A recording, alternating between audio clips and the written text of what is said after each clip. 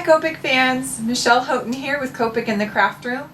I'm still in the midst of kind of that roundup from the end of summer, and you can see I'm sitting amongst my own mess as I'm cleaning my markers and getting them refilled to start into the fall season.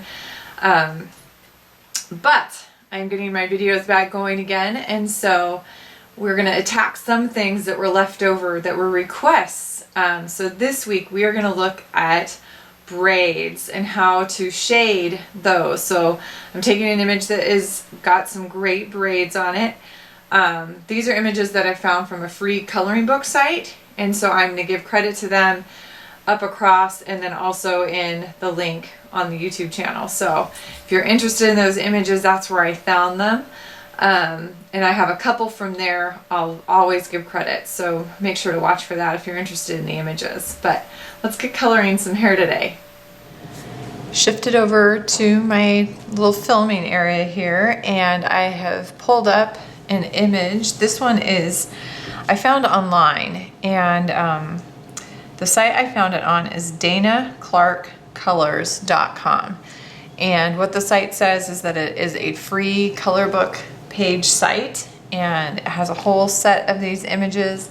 I have another one of a little girl with dreadlocks, or what look like dreadlocks, and a couple of little boys. So I felt like these were really great images for a lot of what people have been requesting with braids and dreadlocks, to see some different cultural background with skin and hair.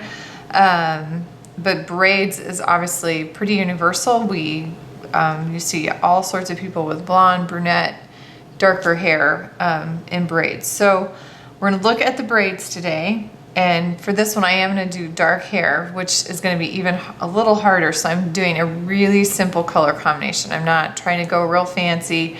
I am going to use the W series on these. The concept, and obviously this little girl's got a lot of braids, so we're going to tackle this portion that's up top on her head because it's a great example of braids. But the idea is that every place that the braid tucks in, like folds in or tucks in, is going to get darker, and then where it folds out and around, that area will get darker as well. So basically each little section gets treated as its own little section of hair, which it is, but to define that braid and make it look like braid, that's what we have to do. So it's literally going to go dark at the corners and light and toward the center on every single one of those little pieces. So I'm using a really simple color combination today, and that's just to keep a little bit of sanity. I'm just using the W's. The more texture you want to see, remember you're going to have to let each layer dry a little bit in between. I am going to put a base layer down of color, which is my personal technique on most hair colors. And that one in particular, I'm going to have to kind of wiggle it a little bit or blow on it a little bit to let that dry. But I think that's the information you need. I'll make sure to share this website again, just so we make sure we're giving credit where credit is due. And then I think that's it. Let's get coloring.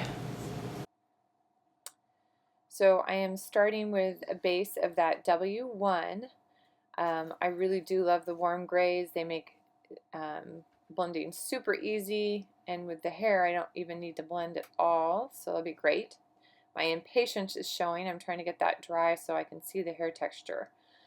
W3 is my first layer of texture, and what I'm doing is I'm going from that very inner corner and flicking outward on every single little section of her braids.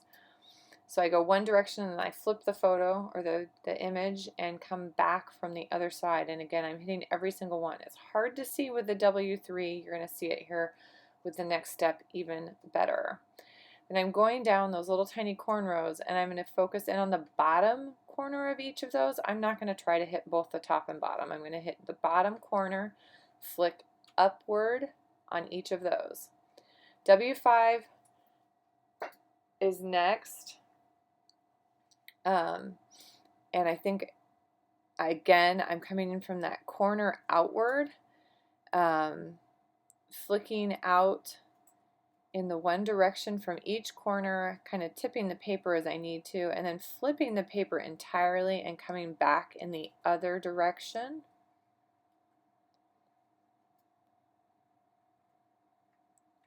Again, going into those cornrows. This time I'm only going into one side, so the side away from the light, and adding just a touch more color into those.